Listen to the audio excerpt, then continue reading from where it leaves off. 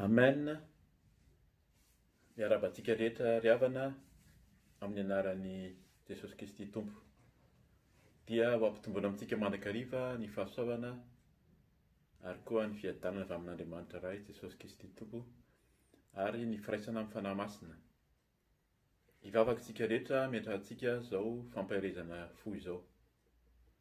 Ry Andriamanitra iray, ry Jesosy Kristy Tompo, miteranao izay mankalaza amin'ny voninahitra anao amin'ny fahasoavana, amin'ny fitahiana, amin'ny famindrapo ataonao aminay isan'andro. Misaotra amin'ny fahavelomana, misaotra amin'ny aina, amin'ny fofinaina, avaozinao isa-maraina, ary indrindra izao fotoana izao ahafahanay mifampahery sy fampizara ny sitraponao. Aoka tsisy ambara fa tsy ny teninao Tompo, aoka tsisy feonao fa tsy ny feonao irery ihany, ka dia midina fanahy masina, mitoera aminay tsirairay avy, mitenena araka ny fombanao fa vonin-kainy koa ny mpanomponao. Dia amin'ny anaranao Jesosy Kristy va ny Nazareta no nanaovana izany vavaka izany. Alleluia. Amen. Amen. Dia faly mandrakariva ny tenanay hifampizara amintsika ny tenin'Andriamanitra, hifampaherezantsika. Izany ho araky ny efa hifampizarantsika foana dia mba hifampatehirizantsika, hitoerantsika ao amin'ny fahamasinana, halalantsika ny fahamarinana izay tarika antsika ho any amin'ny lanitra, any amin'ny fanjakan'ny lanitra dia ny fanjakan'i Jesosy Kristy izay arahantsika amin'ny maha-kristianina antsika. Ny tenin'Andriamanitra ho raisina sady dia am-piandohana izay fampizarantsika dia ao amin'ny Korintianina voalohany toko fahatelo. Korintianina voalohany toko fahatelo, ny 9:7 ihany aloha no vakiantsika. Vakiana amin'ny anaran'i Jesosy. Raha misy manimba ny tempolon'Andriamanitra dia mba ho simban'Andriamanitra kosa izy. Fa masina ny tempolon'Andriamanitra dia ianareo izany. Raha misy manimba ny tempolon'Andriamanitra dia mba ho simban'Andriamanitra kosa izy, fa masina ny tempolon'Andriamanitra dia ianareo izany. Izany teny izany dia teny efa henontsika matetika raha fampamaky ny tenin'Andriamanitra izany tsika, indrindra ho antsika izay mazoto mamonjy ny fiaraha-mivavaka, mandeha mankany amin'ny tempoly ka mihaino ny fampianarana sy ny toritenin'ny mpanompon'Andriamanitra izany. Ny teny eo alohany io, ny 9:40 no tena fantatry ny olona, ary fanontaniana nataon'ny apôstôly Paoly izany tany amin'ny Korinto, tamin'izareo tany Korintianina, tamin'izany hoe tsy fantatrareo va fa tempolin'Andriamanitra ianareo ary ny fanan'Andriamanitra mitoetra ao anatinareo. Tsy fantatrareo va fa tempolin'Andriamanitra ianareo ary ny fanan'Andriamanitra mitoetra ao anatinareo. Fanontaniana napetraka Paoly eto raha ho antsika mahafantatra tsara amin'ny firafitry ny teny, raha ametrahana fanontaniana ny olona hoe tsy fantatrareo va, midika izany fa misy tena tsy mahafantatra mihitsy, na miny tsy mahafantatra koa, hoe tsy fantatrareo va fa tempolin'Andriamanitra nareo, tsy fantatrareo fa misy zavatra miseho atsy amin'izareo atsy ampitatsy. Midika izany fa tokony ho fantatritsika mihitsy, na tokony ho fantatrareo, na tokony ho fantatro, fa misy zavatra miseho fa maninona ianao no tsy mahafantatra, fa ny olona rehetra mahafantatra. Dia izay mahatonga an'ity fanontaniana ity hoe tsy nataony hoe fantatrareo fa tempolin'Andriamanitra reo, fa tena nanontaniana mihitsy tsy fantatrareo va. Izany hoe misy, arak'ilay teny teo hoe misy manao fananiana mihitsy, fa fantany fa tempolin'Andriamanitra, ary fantatsika fa tempolin'Andriamanitra isika, nefa manao tsinotsinona izany ilay tempolin'Andriamanitra, dia araky ny teny hoe fanan'Andriamanitra mitoetra ao anatinareo. Hijery kely fanazavana fotsika ny amin'ny hoe tempoly. Tempoly amin'ny teny frantsay moa izany hoe temple, izay mahazatra ny olona na amin'ny gasy ary dia andeha ho any amin'ny temple. Ny fivavahana, ny ankabeazan'ny fivavahana rehetra dia manana ny tempoliny, na bouddhiste izy a, na hindoiste izy a, dia misy trano eo a, misy toerana izay heveriny zareo fa tempoly. Ary hatramin'izao ary lasa toerana hoe fanaovan'ny olona fitsangatsanganana ny tempoly tamin'ny andro taloha, tany amin'ny firenena tany amin'ny firenena latina tamin'ny andro taloha Jesosy Kristy, izay nahitana toerana hoe tsy mazava loatra na tena toerana fanompoana zareo, fanompo-tsampy moa zany fantatsika tsara fa teo no nanaovana zareo sorona. Dia arak'izay mihitsy hoe ireo tempoly ny tempoly zany amin'ny ankapobeny dia azontsika lazaina hoe endrika farafaratsiny ny iray na roa no atao eo. Ny tena nampiasaina ny tempoly dia toerana ionana amin'Andriamanitra aloha zany, na Andriamanitra izy na Andriamanitra izy fa hitantsika eo ny amin'ny Andriamanitra Israely.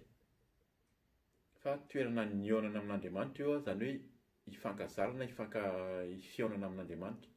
Ary toerana io koa dia araky ny fomba izay nisy teo aloha dia toerana fanaovana sorona. Misy sorona atao zany eo amin'ny tempoly io ary misy fanatitra. Ny tempoly teo amin'ny zanak'Israely dia natao teo a Jerosalema. Ary io tempoly io dia Andriamanitra mihitsy no niseho tamin'i Mosesy. Nampafantatra amin'ny Mosesy hoe izao no anaovanao an'io tempoly io. Ny tempoly moa zany nalohan'ny nanaovana ny tempoly izay tamin'ny andron'i Solomona no nanaovana azy voalohany. Davida ary rain'i Solomona, izay anisan'ny fantatsika tsara ny zavatra vitan'i Davida ao amin'ny sy ny fifidianan'Andriamanitra azy hatramin'ny mbola kely, nampiandry indray azy hatramin'ny nampanjaka azy. Fa noho ny hoe nandadatra betsaka, noho ny izy nitarika ady dia tsy sitrak'Andriamanitra nanondrenan'i Davida ny tempoly, fa ny zanany Solomona no nanao ny tempoly izay efa nomaniny teo ihany koa, araka ny refy sy araka ny sitrapon'Andriamanitra. Ary tempoly sy ny fanaka rehetrarehetra ho aminy tao, izay fanaka sarobidy, volamena, vatosoa, ny zavatra rehetrarehetra tao dia tena Andriamanitra daholo nanolo-tsaina zany sy nampianatra. Fa talohan'io tempoly io dia nisy ny tabernankely izay nasehon'Andriamanitra ny Mosesy mihitsy koa. Hoe io no tena hoe antony nametrahana ny tempoly, satria tamin'izany ary tamin'ny tabernankely io tamin'ny zanak'Israely nitsangatsangana nandeha teny tsy nitsangatsangana moa zany fa nandeha niala any Ezipta mampatoka aty amin'ny tany Kanana. Dia tena io no trano napetraka tamin'ny trano lay fionana. Izay no tempoly tamin'izany, mbola tsy tempoly vita tanana fa tempoly vita tanana fa tsy tempoly mafy zany fa trano lay izay nifindrafindra niaraka tamin'ny tabernankely io. Dia tao no trano lay fionana. Andriamanitra rehefa iona amin'ny Mosesy na iona amin'ny zanak'Israely dia midina mandrakotra an'io toerana io. Ary io tabernankely io no napetraka tao amin'ny trano masina indrindra, toerana masina indrindra, tao amin'ny tempoly izay nataon'i Solomona. Dia izay no antony hoe nasiana fisoronana. Fa nisy fanazavana teo aloha fa tsy vakintsika intsony ny ten'Andriamanitra amin'ny fisoronana io. Jesosy Kristy moa zany efa hoe nanolotra ny tenany indray mandeha monja, fa talohan'i Jesosy ny fisoronana dia biby aman'arivo aman'alina no raha nalatsaka ho sorona, ho fanatitra teo anatrehan'Andriamanitra. Ka izay zany ilay resaka tempoly. Ary io tempoly dia tena zava-dehibe mihitsy amin'ny olombelona.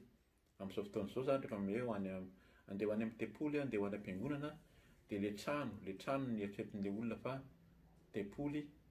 Ary io tempoly io raha io ny rava, hitantsika eo ny tempoly ny any amin'ny zanak'Israely, fa raha rava io dia mieritreritra mihitsy ny olona tsy ahita an'Andriamanitra intsony. Fantatsika tsara ny fivavahana maneran-tany ary ny ankabeazan'ny olona, na fiangonana protestanta io, na katolika io, na araka ny teniko teo bouddhiste sy ny any, dia manana ny tempoly zareo, manana ny tempoly ny tsirairay avy. Ary ny tempoly lehibe azontsika lazaina angamba zany tsy mamenatra ho an'ny katolisisma na ny katolika ao Vatican. Raha amin'ny Vatican ny ravana angamba misy mampieritreritra ihany hoe inona ny mety fiarahan'izany fiaraha-mivavaka izany. Dia takizay koa ny zanak'Israely hamaky tenin'Andriamanitra tsika misimisy na amin'ny hoe ny tempoly. Tenin'Andriamanitra teny fampizarantsika moa zany dia amin'ilay 2:7 teo hoe raha misy manimba ny tempolin'Andriamanitra dia mba ho simban'Andriamanitra kosa izy.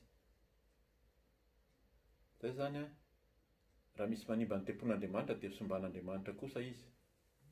Ny ohatra voalohany azo raisina amin'izany hoe fanimbana ny tempolin'Andriamanitra zany dia ny hodonan'ny zanak'Israely tamin'Andriamanitra.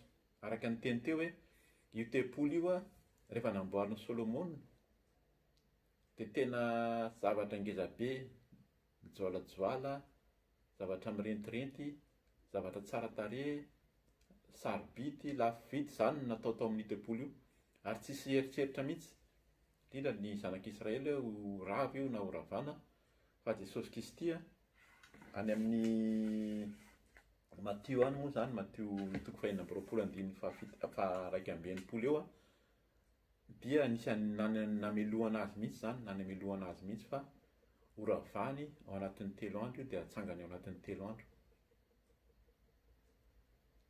Ary io fantatsika tsara fa 70 taona taorian'ny efa nitenen'i Jesosy fa ho ravany io tempoly io, dia tena rava. Ary hatramin'izao zany ny tempoly ao Jerosalema, tempolin'ny zanak'Israely io dia mbola tsy voaorina, mbola tsy vita hatramin'izao satria Andriamanitra mihitsy nandrava, tsisy olona nieritreritra mihitsy hoe handrava ny tempoly io ary ho rava io raha ny fahatsarany sy ny fahalehibiazany teo zany. Fa fahitantsika tsara fa talohan'ny nandravana azy tamin'ny taona 70 zany taorian'i Jesosy Kristy dia efa betsaka ny firenena, Nebukadnezara, ny mpanjaka teo aloha, ny Babilôna izay nandrava sy naka azy. Ary koa tsy vitany hoe naka ny tempoly sy ny fanaka tao anatiny fa na ny zanak'Israely ary dia natao babo, baboina mihitsy izay ilay izy hoe rehefa miala amin'Andriamanitra zany dia ho simbana ilay tempoly. Ary eo mahagaga amin'ilay tenin'Andriamanitra eto zany ny Paoly moa no niteny fa ho raisitsika koa ny tenin'Andriamanitra any amin'ny Genesis 1 any avy eo fa ny tempoly hoe dia ho simban'Andriamanitra kosa izy fa masina ny tempolin'Andriamanitra. Tempolin'Andriamanitra io zany masina arak'ilay hoe tao nametrahana ny tabernakely trano fionana amin'Andriamanitra io fahamasinana ny ao dia ianareo izany. Ay ilay tempoly zany ary Jesosy rehefa niteny tamin'izany hoe ianareo ny tempoly. Tsika izao zany ny tempoly napetrany teo moa zany hoe azafady tsy fantatrareo va fa tempolin'Andriamanitra ianareo. Tsika no tempoly, tsy ilay trano intsony no atao hoe tempoly, fitambaran'ny mpiara-mivavaka, ny kristianina, ny olona mpanara-dian'i Kristy, izay no atao hoe tempoly. Fa ireo olona mpiara-mivavaka ireo no tsy manaja an'Andriamanitra na tsy mifandray tsara amin'Andriamanitra intsony fa manao tsinitsinina ny fahamasinana satria masina hozy izy. Masina ny tempolin'Andriamanitra, tsy manaja an'ilay fahamasinan'Andriamanitra dia hozy dia ahoana hozy izy dia ho simban'Andriamanitra kosa izy. Misy ny olona moa zany miteny hoe tsy mandrava zany intsony Andriamanitra, efa vita zany. Fa Andriamanitra hozy izy tsy manenina izy, kanefa ovakitsika fa rehefa tena hoe manao tsinitsinina ny tempolin'Andriamanitra tsika dia ny tenantsika zany hitoeran'ny fanahy masina antsika dia azagaga raha ho tsoahan'Andriamanitra ao hifanahany. Ohatra anankiray fantatsika tsara ny amin'ny fandrarana nataon'Andriamanitra ny amin'ny 10 tany amin'ny Exodosy 20 eo. Aza mahan'Andriamanitra hafa, aza manompo Andriamanitra hafa, Andriamanitra sary-piaro ary manome mitsara ny zanaka hatramin'ny zafin-dohalika, zafikely. Dikan'izay misy fahanimbana na fanasoran'Andriamanitra ny fanahiny ho an'ny olona izay tsy manaja ny tempoly. Dia ny tenantsika zany ny tantara anisan'ny fantatra tsara vakiana tsara afaka mamaky tsara tsika ny ao amin'ny Samuela voalohany, toko faha 12, faha 13, faha 14, faha 15 eo a, dia eo amin'ny toko faha 15 dia hita mihitsy hoe Andriamanitra tamin'izany naniraka ny Samuela zany hoe hampaminany mpisorona, nanositra ny Saolo ho mpanjaka satria ny zanak'Israely nangataka ho mpanjaka tamin'izany dia nosorana. Dia nitoetra tao aminy mihitsy ny fanan'Andriamanitra satria voafidin'Andriamanitra izy. Fa rehefa tsy nihaino, rehefa nandà ny sitrapon'Andriamanitra, rehefa tsy nihainon'Andriamanitra intsony zany tamin'ny ady, misy efa maniraka Andriamanitra hoe zao atao, zao no tsy tokony atao, fa niodina tsy nihaino an'izany Samuela dia nitsoahan'Andriamanitra tao aminy fanahiny. Ary lasa tahaka ny biby mihitsy ary Samuela. Zay zany a, toetra an'Andriamanitra zany, marina hoe Andriamanitra mamindra fo, Andriamanitra fitiavana, fa rehefa tonga amin'ny fitsarana izy a, dia tena tsy mitsitsy zany moa zany araka ny fiteny mahitsy mihitsy amin'ny fitsaran'Andriamanitra. Tsara vakiantsika, mampirisika antsika maka an'io Samuela voalohany toko faha 15 io a, fa Andriamanitra dia manala ny osotra ao amin'ny olona rehefa tena mandà na manao tsinontsinona ny tempoly na ny tenany. Tsika zao zany ilay tenan'Andriamanitra, ilay tempolin'Andriamanitra dia ho simban'Andriamanitra mihitsy. Ny Genesis toko fahaenina zafady, Genesis toko fahaenina manomboka amin'ny 1:15 ka hatramin'ny 9 no vakiantsika amin'ny anaran'i Jesosy hoe: ary hitan'ny Tompo fa be ny faharatsian'ny olona tambonin'ny tany, ka izay fisainana rehetra avy amin'ny fony dia ratsy ihany mandritry ny andro. Ary ny Tompo nanenina noho ny nanaovan'ny olona tambonin'ny tany ka nalahelo ny fony. Dia io ny Tompo: haringako tsy hisy ambonin'ny tany ny olona izay noforoniko, hatramin'ny olona ka hatramin'ny biby fiompy sy ny biby mandady na mikisaka mba ny vony manidina, fa manenina aho noho ny nanaovako azy. Fa no aho kosa nahita fity teo imason'Andriamanitra, teo imason'ny Tompo. Eto zany a, aty amin'ny fanombohan'ny Genesis aty, nandroatanany ity, rehefa nanomorona ny olona Andriamanitra ary hitantsika any amin'ny Genesis faraparan'ny toko voalohany any, dia tena faly izy, navita ny zavatra rehetra teo amin'ny tany a, dia nanao ny olona koa izy nataony tahaka ny endriny, dia faly ny Tompo hoe tena tsara, dia mitombozy izy, nomeny tso-drano. Fa rehefa nitombo ny zanak'olombelona zany a, dia eo koa eo zany no mila mitandrina antsika satria rehefa mitombo, rehefa miaina ao anatin'ny fahafenona sy ny fahatsarana satria miandriamanitra ny tsara ety amin'izao tontolo izao, dia tonga ny zanak'Andriamanitra hozy izy satria nahita fa toa tsara tarehy ny zanak'olombelona. Zanak'Andriamanitra zany a dia olona avy any an-danitra any mihitsy no tonga naka vady ny vehivavy tamin'ny zanak'olombelona tamin'izany, dia lasa dikan'izany fanambadiana eto zany tsy niditra amin'ny antsipiriana izy fa vakiantsika amin'ny lokely eo amin'io toko fahaenina io. Dikan'izany hoe naka vady zany a, dia ny firaisana ara-nofo zany no nanjakazaka sy nitoetra tao amin'izareo zany satria resaka fahatsara tarehy sy ny filàna, ary zany mihitsy ny zavatra miseho koa amin'izao fotoana. Mbola mamaky tenin'Andriamanitra tsika izay mifanaraka amin'izany, izay hitantsika amin'izao fotoana izao, fa ny olona dia miaina ao anatin'ny fiainana ara-nofo, dia tsy misy intsony fanajana an'ilay tempolin'Andriamanitra zany, ka gaga tsika, aza gaga raha ho tonga ny Tompo. Amin'izao izy no andro farany a, averina foana fa tsy faharandro. Raha misy miteny fa faharandro zao dia mandainga izy, ny ray ihany hozy izy Jesosy no mahafantatra ny andro farany, fa andro farany zao, dikan'ilay andro farany mbola ao anatin'ny fotoana famindram-po hitenenan'ny Tompo, tsy ao anatin'le fahasoavana tsony. Tamin'i Jesosy tonga dia natao anatin'ny fahasoavana dia nanara-po ny olona, fa ho tonga izy ao amin'ny fitsarana. Dia arak'ilay teny teo hoe nanao tsinotsinona ny tenan'ny olona. Tamin'ny teto moa zany mbola tsy, inona moa izy teo, mbola tsy napetraka Andriamanitra hoe tempoly. Fa fantany fa ny olona tsiraray avy izay namboariny tamin'ny Adama, tamin'ny Eva, dia ataony nametrahany fanahany. Fa voateny ihany na eo ambony kely eo ny soratany amin'izany hoe amin'ny andiny fahatelo amin'ny andiny toko fahaenina hoe ary hoy Andriamanitra hoy ny Tompo, tsy mba hanapaka mandrakariva ao amin'ny olona ny fanahiko. Izany hoe tena napetrany tao anatin'ny tao ny fanahany, ary fanahy lehibe io. Io ilay fanahan'Andriamanitra efa tamin'izany fotoana izany nefa niraha ny fanahy.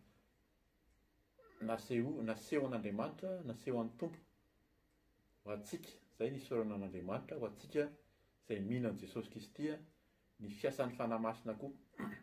Hitantsika fa io fanahy masina io dia ny zanak'Israely araka ny teny teo noho ny fidian'Andriamanitra nametrahany sy ny nisehoany nametrahany fanahany. Fa noho Jesosy Kristy nanolotra ny ainy ho antsika, ary raha mino isika fa Jesosy Kristy zanak'Andriamanitra nanolotra ny ainy dia anisany mahazo ilay fanan'Andriamanitra koa tsika hiasa amintsika koa, izay ao anatintsika. Araka teny teo zany antsika no tempoly ary ny fanahan'Andriamanitra, fanahy masina no ao anatintsika. Dia tahaka an'izany hoe mety hanenina, nanenina mihitsy ny Tompo tamin'ny faharatsiana fitondrantenan'ny olombelona tamin'izany fotoana izany, dia nandefa ny safidrano. Fantatsika tsara izany andiny fahavalo moa izany vakitsika ihany koa hoe fa Noa kosa nahita fity teo mason'ny Tompo. Izay zany soa ihany. Tokony tahaka ny Noa koa tsika mba hita fity. Dikan'izay mahita fity izay nandeha teo amin'ny fahamasinan'Andriamanitra, nandeha niaraka tamin'Andriamanitra, nifanerasera taminy, nitahiry ilay fahatsaran'Andriamanitra tamin'ny tenany. Dia nahita fity Noa, ka fantatsika raha mamaky izany tsika olona kely eo ny amin'ny tantara Noa sy ny safidrano. Fa talohan'io fa tamin'izay no nandravan'Andriamanitra ny olombelona mihitsy. Maro hoe any amin'ny Samuela voalohany eo ihany koa fa 5 io 5:7 no hoe Andriamanitra tsy manenina amin'ny fanapahan-kevitra izany tamin'izy nanala ny fanahiny tamin'ny izy teo tamin'ny Solomona, tamin'ny Saoly zafady, tamin'ny Saoly tamin'ny anesorany fanahiny. Fa Andriamanitra eto dia nanenina noho ny faharatsian'ny olona. Ary izay ny tenin' Jesosy hoe ho avy izy. Efa mitsatoka eo amin'ny hazo izy mifamaky fa ho avy izy hanapaka sy hanala. Izay ary tsy misy voa, tsy mamozy izy dia jinjaina, kapaina dia atsipy any anaty afo. Mila mitandrina isika zany ny amin'izay ataontsika amin'izao fahavelomantsika izao mba tsy ho isany horavan'Andriamanitra. Misy dia tena amin'ny fahavelomana misy mety ny olona zany tsy mino izany intsony hoe any an-danitra any tsisy intsony ny lanitra, tsisy intsony ny fiainana mandrakizay. Fa na etỳ an-tany atsika dia misy ny fandravana, ny tempoly izany ny tenantsika raha tsy mitandrina isika eo anasehan'Andriamanitra. Fandravana fantatsika tsara ny aretina, ny loza izay misy amin'izao fotoana izao, ny zava-miseho rehetrarehetra dia tena mila hitandremantsika. Androany moa izany ny 24 ny volana Jolay 2024 no manao izao fampahirizana izao ny tenanay. Raha mihaino ianao any aoriana any dia tsaroa fa ao anatin'ny tena ao anatin'ny fahoriana ny olona. Mafana dia mafana ty Eropa, feno ny doro-tanety ary any eninay izany ohatra any Madagasikara, any faritra mangatsiaka, tena mangatsiaka ny olona ary mijaly, tena mangatsiaka tsisy tahaka izany kosa izy. Ka izay no hitandremantsika araka ny tenin'ny Jesosy hoe tandremo, fa tsy ilay olona ny anjeran'ny tilikambo ireny ihany anie no heverina fa ratsy na heverantsika fa ratsy, fa raha tsy mibebaka isika, raha tsy mitandrina dia ho tonga amintsika koa izany fitsaran'Andriamanitra izany. Ka mila mitandrina isika, mila mibebaka eo anatrehan'Andriamanitra mandrakariva. Izay zany no tokony hitandremantsika. Io tempoly io araka ny tenitsika zany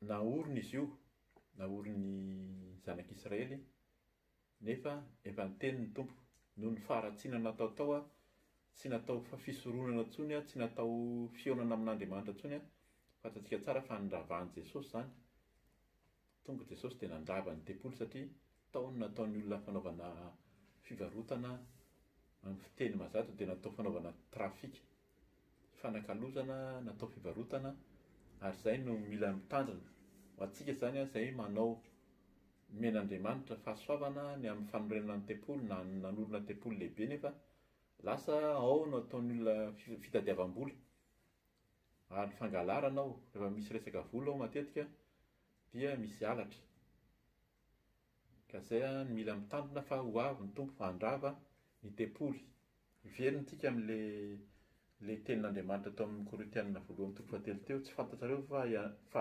tempolin'Andriamanitra ianareo ary ny fanan'Andriamanitra mitoetra ao anatinareo tsika zany a no tempolin'Andriamanitra ka mila mitandrina tsy misy intsony hoe izay hijery ny tempoly le natao tanana sy vita tanana io fa ny tenantsika tsiraray avy no tempoly ary raha misy manimba ny tempolin'Andriamanitra izy dia mba simban'Andriamanitra kosa izy fa masina ny tempolin'Andriamanitra dia izao sy anao zany tsika no masina ka tandremo ny amin'ny fitondran-tenantsika zany a amin'ny tempolin'Andriamanitra izay fanovidian'Andriamanitra antsika ary io tempoly io a dia ny azontsika vakiana koa ny any amin'ny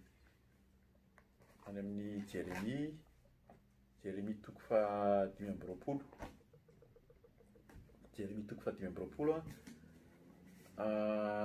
9 ka hatramin'ny 1 zay no vakiantsika ny amin'ny ahafantarantsika ny amin'ny resaka fanombanan'ny tempoly io tamin'izany fotoana izany koa aminaran'i Jesosy koa izao no lazain'ny tompo Andriamanitry ny maro noho ny tsy nihainonareo ny teniko dia indro hampanalaiko ny firenena rehetra any avaratra sy Nebokadnezara mpanjakan'ny Babilôna mpanompoko hoy ny tompo ary hoentiko hamely ity tany ity sy ny mponina eto mba hanolety firenena manodidina rehetra reto izy ary arindrako tokoa ireo ka ataoko ho figagana sy zavatra mampitsiriritra sady ho rava mandrakizay zay zany izy ny zavatra tao amin'ny tempoly tamin'ny nanorenan'ny tempoly tao amin'ny andron'ny Solomona io dia lasa ho ravan'Andriamanitra eto mahagaga mihitsy fa na i Nebokadnezara izay mpanjakan'ny Babilôna dia nitenen'ny tompo hoe mpanompoko nitenen'Andriamanitra hoe mpanompoko koa an'Andriamanitra daholo ny na amin'ny mpitondra izay velona hoe mpitondra tsy amin'ny firenenikafa na hoe tsy mino ary fa mpanompon'Andriamanitra izy no mametraka azy dia hoentiko izy hamely ity tany ity sy ny mponina eto mba han'ireo firenena manodidina reto izy ary arindrako tokoa ireo ka ataoko figagana ny zavatra mampitsiriritra mampisitrisitritra sady ho rava mandrakizay hoe tena lasa tsinitsinina mihitsy ary atrahatsotra izy 110 eo aminy ny feo mifaly sy ny feo miravoravo dia ny feon'ny mpampakatra sy ny feon'ny ampakarina ny feon'ny vato fikoseham-bary sy ny fahazavan'ny jiro ary ity tany rehetra ity dia ho foana sy lao ary ireto firenena rehetra ireto anompo ny mpanjakan'ny Babilôna 70 taona zany a no nanapotehana sy nandravan'Andriamanitra ny zanak'Israely ary nahatonga azy ho babo 70 taona zany a zay le hoe niodina teo anatren'Andriamanitra zany a le amin'ny teny frantsay hoe 3e 4e génération eo amin'ny 70 taona teo nanobabon'ny firenena Babilôna azy amin'ny nandravana namehezana azy hoe ny fahavalofaty na ny famaizan'Andriamanitra ny olombelona ny zanak'Israely tamin'izany ka mila mitandrina antsika ny amin'ny fiainantsika ny amin'ny fanarahana ny tompo indrindra ny amin'ny tempoly izay tenantsika ny fidian'Andriamanitra ho amaraparana antsika satria ny tena mampatahotra eto dia le fandravan'Andriamanitra. Zay zany no averin'ny tenin'ny Tompo eto hoe tandrembo faharavan'Andriamanitra, mampatahotra zany ry havana. Na ny tenako izay mizara amintsika ten'Andriamanitra napetrana io tamin'ny herinandro teo io indray zany no zaraina dia mampatahotra. Misy ten'Andriamanitra vakintsika avy eo ahalalantsika inona ary ny tokony ataontsika, inona tokoa ilay zavatra tsy sitrapon'Andriamanitra koa. Ny amin'izany fandravana mahatonga an'Andriamanitra handravany tempolo zany dia ny tenantsika, satria tsika izao zany tempolon'ny fanamasina, tenantsika izao ny fionana, tenantsika zany tokony sorona isan'andro, fionana amin'Andriamanitra. Ka raha tsy miona amin'Andriamanitra tsika, manao tsinontsinona ny tempolon'Andriamanitra, dia ho simban'Andriamanitra ihany koa. Ny ao amin'ny Matio 4:20 aloha no vakintsika. Matio 4:20 manomboka amin'ny 7:30. Ary tsika vakina manomboka amin'ny 9:30 ary ahafantarantsika koa ny ten'Andriamanitra. Ny hatramin'ny 7:20 dia ny 9:30 vakina aminaran'i Jesosy. Fa ny amin'izany andro sy ora izany dia tsy misy malala na dia ny anjelin'ny lanitra aza, ary na ny zanaka aza, afa-tsy ny ray ihany. Zay zany no efa nambara teo hoe tsisy malala ny faraandro sika, ny hafaran'ny andro, fa ny ray ihany ozy izy. Fa tahaka ny andro Noa dia tahaka n'izany koa no fiavian'ny zanak'olona, fa tahaka ny tamin'ny andro fony tsy mbola tonga ny safitrano, ka nihinana sy nisotro ny olona ary napakabady sy namoaka sy ny ampakarina. Mandra-piavy ny andro izay nidiran'ny Noa tao amin'ny sambo fiara, ary tsy fantany mandra-piavy ny safitrano izay nandringana ny olona rehetra. Dia ho tahaka izany ny fiavian'ny zanak'olona. Ary amin'izany isy roa lahy any an-tsaha, ny anankiray ho raisina ary ny anankiray avela. Ary isy roa vavy manodina ny fikoseham-bary, ny anankiray ho raisina ary ny anankiray avela. Zay zany ilay fanoharana tahakany tamin'ny sambo fiara teo, fa ny olona dia mirehare na tsy mieritreritra intsony amin'izao fotoana izao, fa miliba. Zay ilay fiteny angambany hoe miliba ao anatin'ny fiainana ara-nofo indrindra, ka azagagitsika raha tonga ny fitsaran'Andriamanitra amin'ny tenantsika. Tsika kristiana zany rehefa tena sika izao te hiaina amin'ny fahamasinana, tena amin'ny fahatsaran'Andriamanitra, dia mila mitandrina ny amin'ny fitondran-tena sy ny ataontsika.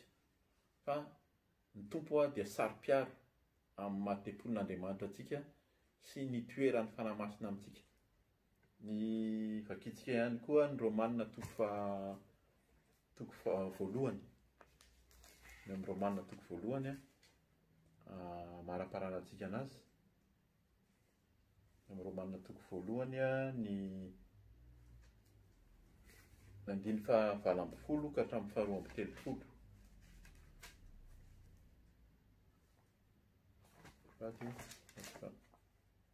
Romanina 1:1. Romanina 1:1 ny andininy manomboka amin'ny 9:20 nefa vakintsika sady.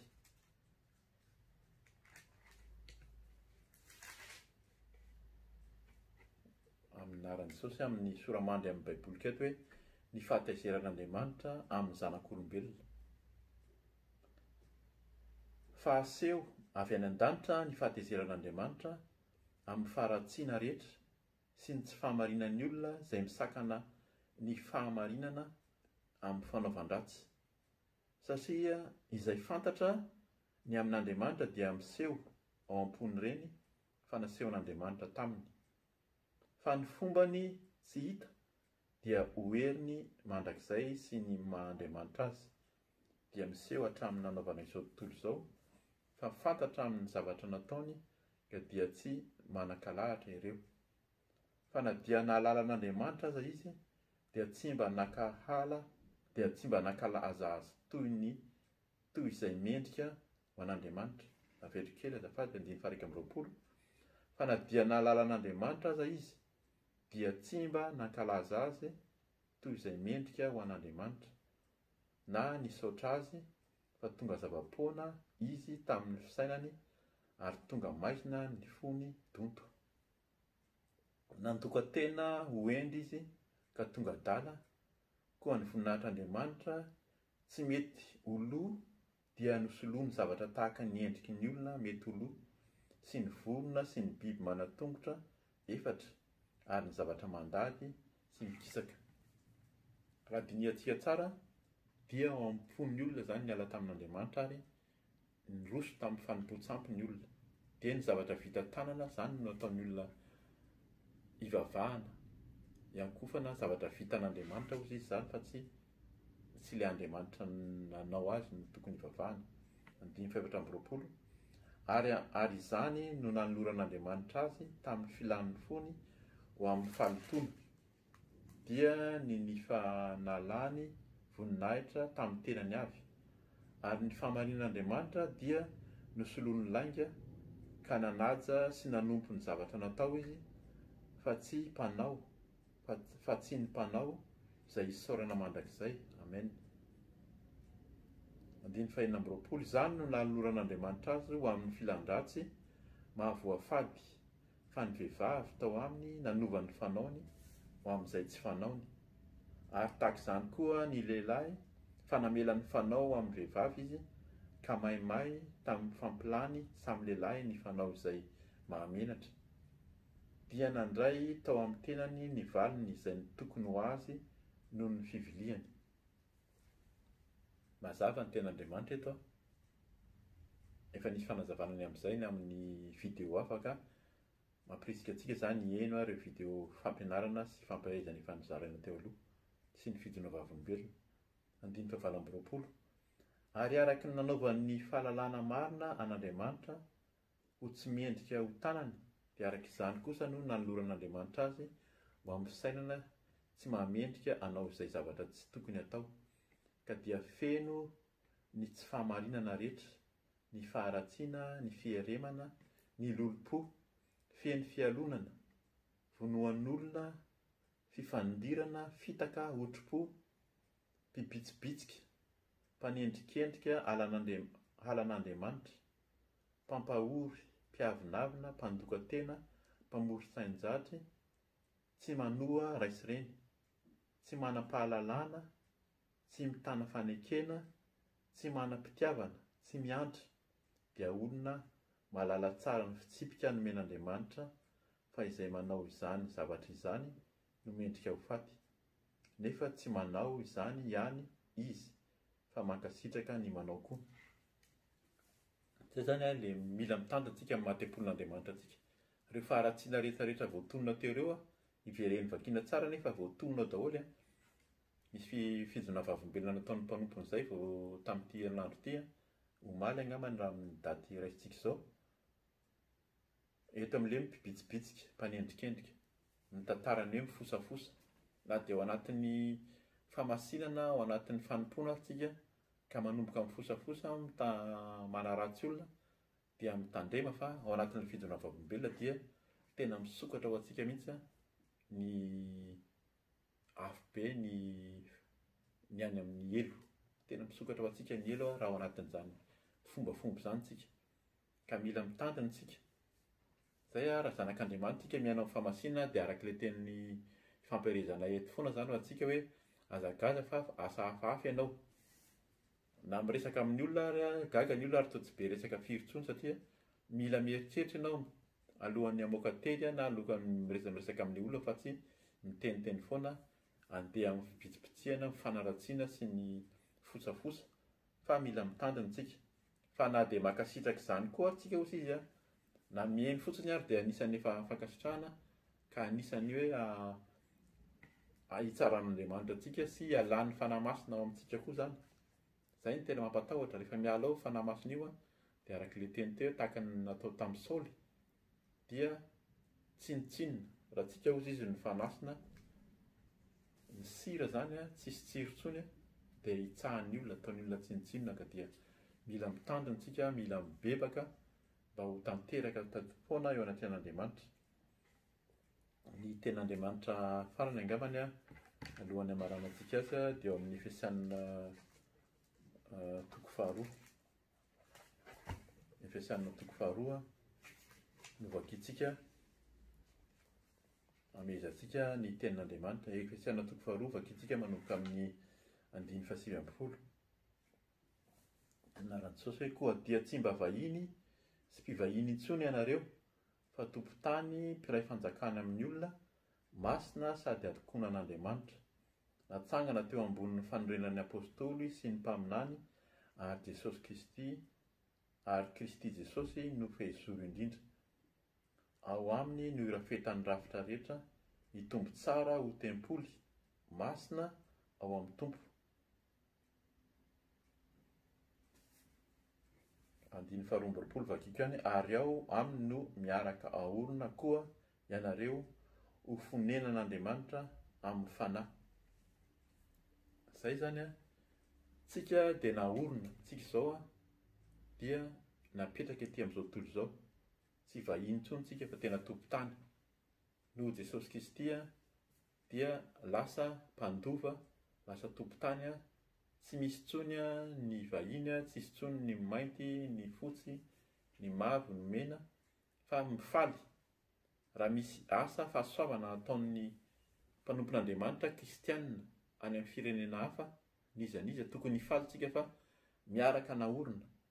Raha Jesosy fanorenan'ny apôstôly izy sy ny mpaminany, ary Kristy Jesosy no fehezoro. Eo amin'ny Jesosy no hanorenana ny fehezoro, ka io le tempoly. Tsika izao zany no miorona eo anaty amin'ny tompo, ao aminy no irafetan'ny rafitra rehetra izy 9:20, mitombo tsara ho tempoly, masina ao amin'ny tompo. Dia izy miaraka ahorona ao tsika ary fonenan'Andriamanitra amin'ny fanahy. Izay ilay izy hoe raha misy tsika izao no tempolin'Andriamanitra ary ny fanahin'Andriamanitra dia ao amintsika, ary masina hozy izy ny tempoly, ka dia tahaka izany koa tsika tsirairay tokony ho masina. Izay no ampaherezana antsika mandrakariva. Betsaka ny fampianarana momba ny fahamasinana, fidona vavolombelona, ny amin'ny fanompo-tsampy, ny amin'ny fahatokiana olombelona, ny amin'ny tsy fahazotoana mivavaka, ny amin'ny teny rehetrarehetra nivakiana teo tamin'ny Romanina toko voalohany teo, fa tena mampatahotra mihitsy. Fa betsaka ny atsipiriany tsy tokony atao zany raha tiantsika ny tahirin'ny tenantsika ho masina ho tempolin'Andriamanitra. Ka dia mampirisika antsika ry havana, enga mba samy ho tanteraka eo anaty an'ny tompontsika, mba ho masina, hifampizara mandrakariva, mivavaha, midira amin'ny efitranonao mangingina, fa ny tompo hamaly anao mangingina, dia hitombo ny fanantenantsika, ho feno ny fahamasinana, ary tsy ho tonga amintsika ny fitsaran'Andriamanitra, mba tsy tsika izao no tsaraina ka andeha ho any amin'ny elo, noho ny faharatsiana, noho ny tsy fahatanterahana, noho ny tsy fisiana intsony ny fifandraisana. Araka ilay teny tary amin'ny fahatomboana zany hoe ny tempoly dia tena fifandraisana, toerana ifandraisana amin'Andriamanitra, fanaovana fisoronana. Tenantsika zany dia sorona eo anatren'Andriamanitra mandrakariva, mba ho feno ho anitra ankasitrahana araka ny tenin'ny Paoly ihany koa, tenin'ny mpanompon'Andriamanitra eo anatren'Andriamanitra. Ka dia misaotra ny tompontsika amin'izany teny izany dia mahereza ry havana, raha efa nandray an'ny tompontsika dia tehirizo ny tenanao, ny amin'ny fijery, ny amin'ny fiteny, ny amin'ny fanao rehetra, mba tsy hiala amintsika, tsy ho hiala aminao ny fanan'Andriamanitra. Ary raha mbola tsy nandray an'ny tompo ianao dia raiso Jesosy ho tompo sy mpamonjinao. Raiso izy manolora-tena, atao batisa, mba handraisanao koa ny fandisan'ny fanahy masina. Ka dia voninahitra ho an'Andriamanitra irery ihany, engany ny tompo, samy hitahirantsika tsiraray avy, fa ny teny izay nivakiana tamintsika teo fa misy ny ray hozy izy avela, misy ny ray izay ho ampakarina rehefa tonga ny tompo. Ary vitsy dia vitsy hozy izy entiny ny lalana, fa mikodana ny lalana makany amin'ny fahaverezana. Ka dia mahereza ry havana amin'ny fitadiavana ny fahamasinana sy ny fahamarinan'Andriamanitra. Ny voninahitra ho an'Andriamanitra irery ihany. Aleloia. Misaotra ny tompontsika. Anao velomanao amin'ny anaran'i Jesosy Kristy. Alleloia. Amen.